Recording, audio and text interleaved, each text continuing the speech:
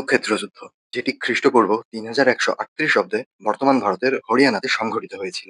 মহাভারতে বর্ণিত এই যুদ্ধ ১৮ দিন স্থায়ী হয়েছিল এবং প্রায় ৪০ লক্ষ সৈন্য অংশগ্রহণ করেছিল। তবে আশ্চর্য ব্যাপার এই হলো যে যুদ্ধ শেষে মাত্র ১১ জন যোদ্ধাই জীবিত ছিলেন। কুরুক্ষেত্র যুদ্ধে মোট ১৮ অক্ষৌণী যোদ্ধা অংশগ্রহণ করেছিল, যার মধ্যে পাণ্ডবদের পক্ষে ৭ অক্ষৌণী শক্তি ছিল। এর মোট পরিমাণ ছিল ১,৫৩,০৯০ জন রথী, ১,৫৩,০৯০টি রণহস্তী, ৪,৫৯,২৭০ জন অশ্বারোহী এবং ৭,৬৫,৯০০ জন পদাতিক সৈন্য।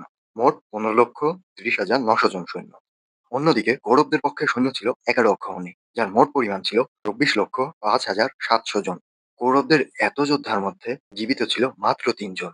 তারা হলেন দ্রোণপুত্র অশ্বত্থামা, কৃপা এবং কৃতবর্মা।